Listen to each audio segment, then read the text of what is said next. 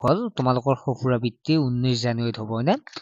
so সেইবাবে মই কেইটামান ইম্পৰ্টেন্ট কুৱেশ্যন লৈ আহিলো তোমালোকে চাবা লাষ্টলৈকে চাবা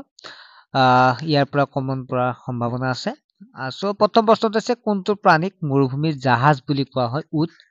পৃথিৱীৰ আটাইতকৈ দীঘল নদী কোনখন নীল নদী কোনটো গ্ৰহক ৰঙা গ্ৰহ বুলি কোৱা হয় মংগল গ্ৰহ চন্দ্ৰত খোজ কৰা প্ৰথম ব্যক্তি কোন আছিল নীল আমষ্ট্ৰং ছাত্ৰ-ছাত্ৰীসকল ইয়াৰ ওপৰত তোমালোকক জনাব বিচাৰো যে তোমালোকে এনেদৰে ভিডিঅ' চোৱাতকৈ যদি PDF টো পোৱা অৰ্থাৎ তোমালোকে যদি ধুনীয়াকৈ PDF এটা পঢ়ি বেছিকৈ আয়ত্ত কৰিব পাৰিবা সেইকাৰণে মই PDF প্ৰস্তুত কৰা হৈছে ক্লাছ 8 9 বা সকলো ক্লাছৰ ক্লাছ 8 আৰু 9 ৰ বাবে ই-বুকে প্ৰস্তুত কৰা হৈছে মাত্ৰ 49 টকা আৰু এইখিনি অফাৰ দি থকা হৈছে এইটো কাৰণে যে তোমালোকৰ নতুন বছৰৰ শুভেচ্ছাৰে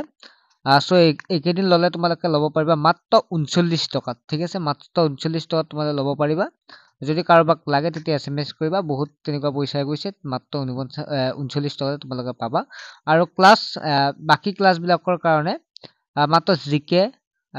জিকে পৰ্চনটো আৰু ইংলিশটো ৰখা হৈছে মাত্ৰ 25 টকা ঠিক আছে গতে কোনোবাই যে ল'ব বিচাৰে ল'ব পাৰে ঠিক আছে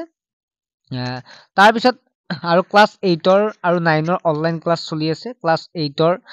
মাত্ৰ 119 টকা বৰ্তমান নতুন বছৰৰ কাৰণে 99 টকাতে ক্লাছ বিলাক পাবা মেথ সায়েন্স আৰু ইংলিশ পঢ়ি থকা হৈছে আৰু ক্লাছ 9 ৰ 100 টকা হয় কিন্তু এতিয়া আৰু কমাই দিয়া হৈছে মাত্ৰ 69 টকাত পাব পাৰিবা ঠিক আছে অধিক জানিবৰ বাবে WhatsApp নম্বৰটো SMS কৰক এতিয়া চোৱা 5 নম্বৰটো পৃথিৱীৰ বায়ুমণ্ডলত কোনটো গেছ আটাইতকৈ বেছি নাইট্ৰজেন অসমৰ ভিতৰত মাটিকালিৰ বৃহৎ জিলাখনৰ নাম কি কাৰ্বি আংলং প্ৰথম অসমীয়া শিশু আলোচনীখনৰ নাম কি ল'ৰা বন্ধু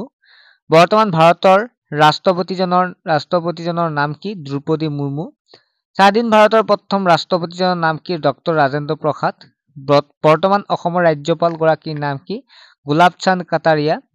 বৰ্তমান অসমৰ মুঠ জিলা কেইখন 35খন অসমৰ ৰাষ্ট্ৰীয় উদ্যান কেইখন আছে 7খন ভাৰতত মুঠ কিমানখন ৰাজ্য আছে 28খন পৃথিৱীৰ ভিতৰত ক্ষুদ্ৰতম নদীদ্বীপটোৰ নাম কি উমানন্দ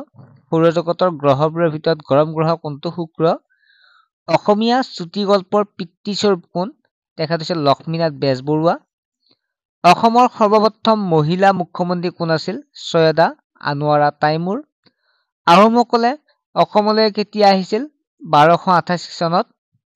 প্ৰথম অসমীয়া ৰাষ্ট্ৰপতি কোন আছিল ফখৰুদ্দিন আলী আহমেদ প্ৰথম অসমীয়া বোলছবিখন নিৰ্মাতা কোন আছিল জ্যোতিপ্ৰসাদ আগৰৱালা শংকৰদেৱৰ প্ৰিয় শিষ্য কোন আছিল মাধৱদেৱ অসমৰ প্ৰথমটো তেল শোধনাগাৰ কেতিয়া ক'ত স্থাপিত হৈছিল 1901 চনৰ ডিগবৈত কোনটো গ্ৰহক পৃথিৱীৰ যমজ বোলে শুক্ৰ গ্ৰহক মহাকাশলৈ যোৱা ভাৰতৰ প্ৰথম ব্যক্তি ৰাকেশ শৰ্মা স্বাধীন অসমৰ প্ৰথম ৰাজ্যপাল কোন আছিল ছাৰ সালেহ মহম্মদ আকবৰ হাইদৰি কাজিৰঙা ৰাষ্ট্ৰীয় উদ্যান কিহৰ বাবে বিখ্যাত এশিঙীয়া গড়ৰ বাবে মিছাইল মানৱ নামেৰে কাক জনা যায় এপিজে আব্দুল কালামক পৃথিৱীৰ পৃষ্ঠভাগৰ প্ৰায় কিমান শতাংশ পানীৰে আগুৰি আছে 71% সৌৰজগতৰ আটাইতকৈ ডাঙৰ গ্ৰহটোৰ নাম কি বৃহস্পতি